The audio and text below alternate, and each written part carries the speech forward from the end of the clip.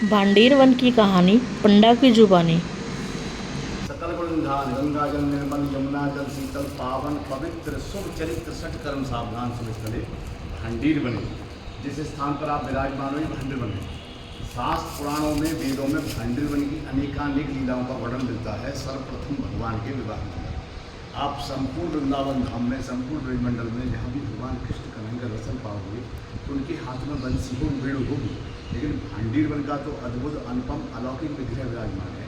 भगवान का हाथ देखो, राधा रानी के सिर के ऊपर ऐसे बना हुआ है जैसे विवाह के समय में वर वधू की मांग चुटकी सिंदूर लेकर अर्पित करता है, जैसे कान्हा जी स्वयं अपने हाथों से राधा रानी की मांग भर रहे हैं।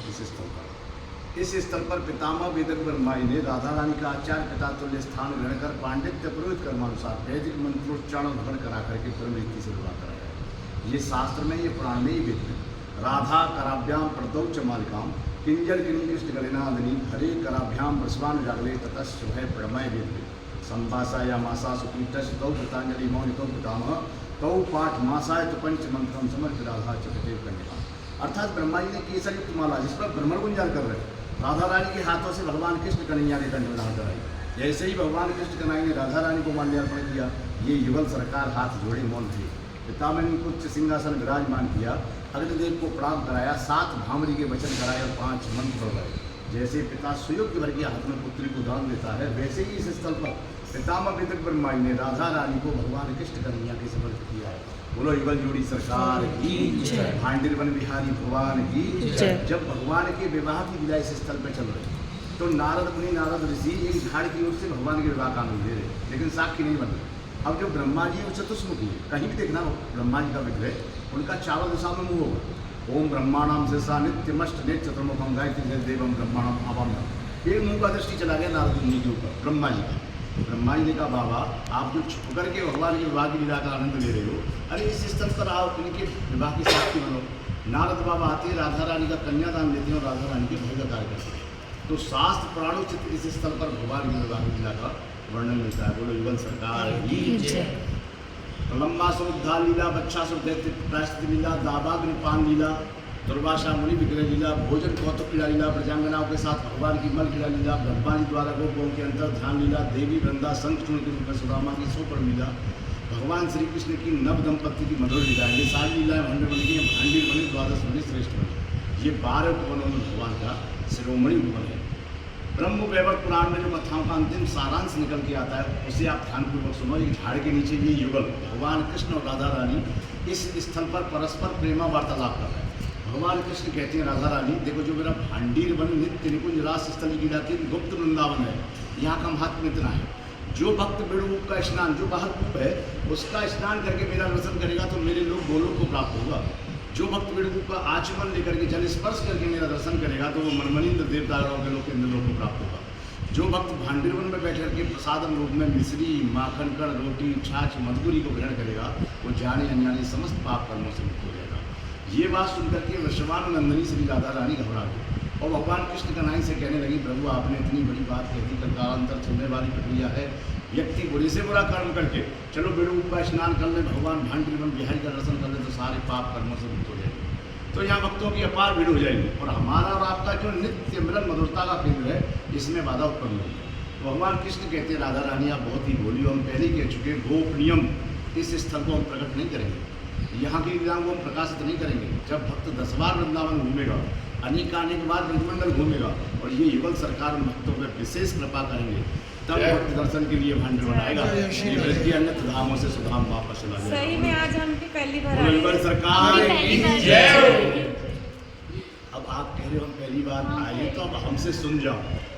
हम गोस्वामी जी बता रहे हैं आपको, आप इनके अत्यंत परम प्रिय जन हो और रिश्तेदार प्रथम, और द्वितीय आप इनके विवाह के साक्षी हो।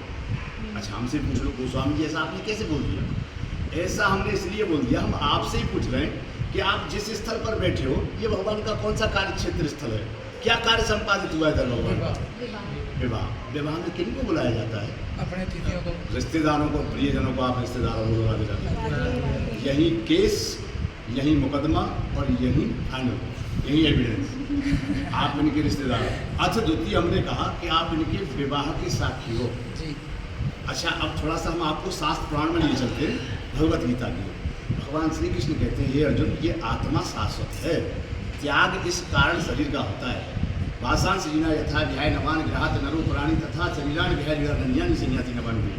जैसे व्यक्ति पुराने वस्त्रों का त्याग करके नए वस्त्र धारण करता है, वैसे ये आत्मा पुराने जीर्ण शीर्ण शरीरों को त्याग करके नए शरीर में प्रवेश पाता है। जातस्य ध्रुवो मृत्यु ध्रुव जन्म मृतस्य तस्माद परिहर्यार्थे न तुम सोचो तुम हर्षि। जिसने जन्म लिया उसको शरीर का त्याग करना पड़ेगा, लेकिन पुनर्जन्म भी होगा। इसीलिए हे अर्जुन, हमें इस अपरिहार कर्तव्य पालन में इस शरीर के लिए शोक नहीं करना है। नैनम छिन्नम शस्त्राणी नैनम धीत्र पावका न चक्रिरंतापो न सूर्यति मारुता। इस आत्मा को कोई शस्त्र काट नहीं सकता है, अग्नि जला नहीं सकती है, वायु सुखा नहीं सकता है, जल भिगो नहीं सकता है। अव्यक्तो अयम चिंतो एवं विकार न मचते तस्मात् विदित्व एवं नाम सोचत महर्षि। ये आत्मा अव्यक्त, अकल्पनीय और अपरिवर्तनीय है।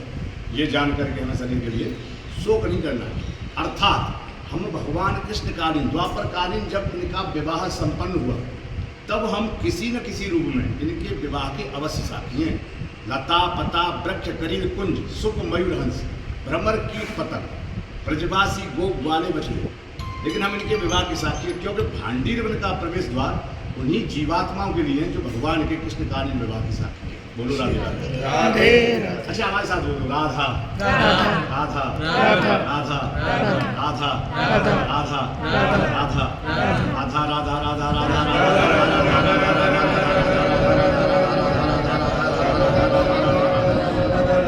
जय जय श्री राधे। रा शब्द के उच्चारण से भक्त परम दुर्लभ मुक्ति को पा लेता है, और धा शब्द के उच्चारण से वो दौड़कर निश्चित ही श्री हरिचरणों में पहुंच जाता है। बोलो राधे। अरे वो यहाँ तक है और वो वहाँ तक है, और नजर जिसकी जहाँ तक है असर उसका वहाँ तक है। बोलो राधे राधे।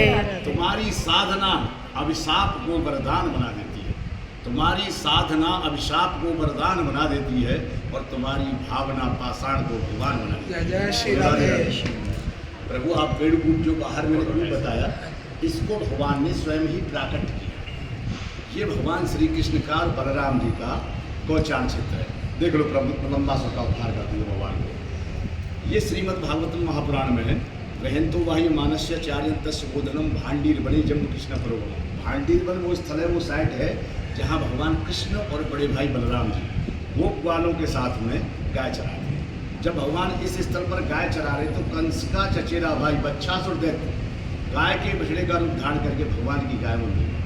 गायों को, बछड़ों को, ग्वालों को मारने लगा कृष्णत्व भगवान स्वयं। इसे चांस कला प्रसाद कृष्णत्व भगवान स्वयं इंद्रार व्यापरम लोकम बड़यंत युग।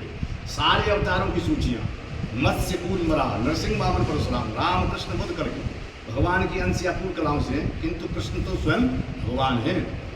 जब भगवान गाय चरा रहे तो कंस का चचेरा भाई बच्छासुर दैत्य भगवान की गाय में मिलकर के गायों को, बछड़ों को, ग्वालों को मारने लगा। भगवान पहचाने, उद्धार कर दिए। तो उनके साथ में जो ब्रजवासी गोप वाले थे बोले, अरे कन्हैया तू गाय को हत्या रहे हो, भैया तू विभिन्न धार्मिक स्थल में जा, दर्शन करके आ, विभिन्न पवित्र नदी में स्नान करके आ, जाते तेरे को हत्या को दोष दूर हो। भगवान बोले, हम सारे देवतागणों को यहीं बुला लेते हैं। भगवान कट प्रदेश से वेणु निकालते हैं, माता भूमि का स्पर्श पूजन करते हैं। ये यमुना नदी का किनारा है। ओम विष्णु नालक रूपेण पद जगता नवता क्षमा युक्ता धड़ी च पृथ्वी माँ आवाम्यम। ऐसा भाव लेकर के वेणु स्पर्श करते हैं, सुंदर को प्राकट्य हो जाता है। भगवान सारे देवतागणों को आह्वानित करते हैं। सारे देवतागण अपने सुंदर स्वरूपों में आते हैं, कलशों में जल लाकर भगवान को स्नान कराते हैं। इससे उनका गौ हत्या का दोष पाप प्रायश्चित होता है। तत्पश्चात गोपी बाल निवासियों को भगवान इस स्थल पर भंडारा प्रसादन देते हैं। भंडारे से ये स्थल भांडीर बन हो जाता है। भगवान श्री कृष्ण के स्नान उपरांत जो जल जाता है, उससे यहाँ के ब्रजवासी गोपी ग्वाल स्नान करते हैं। तो आप देखोगे बेडरूम के बाजू में दो छोटी हौदी कुंडी बनी है।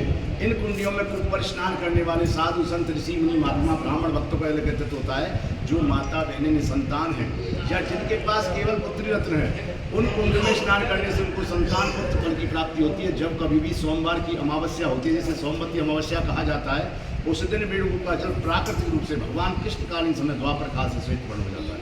आज आप जल के विग्रह का दर्शन करोगे तो श्यामण है, कालापन है जल में। लेकिन सोमवार की अमावस्या वाले दिन अति प्राचीन में इसमें दूध की धार आती है, और प्रातःकालीन बेला ब्रह्म मुहूर्त 4 बजे से लेकर के सायंकालीन 6 बजे तक बेडरूम का जल अनवरत रूप से श्वेत वर्ण बना लेता है।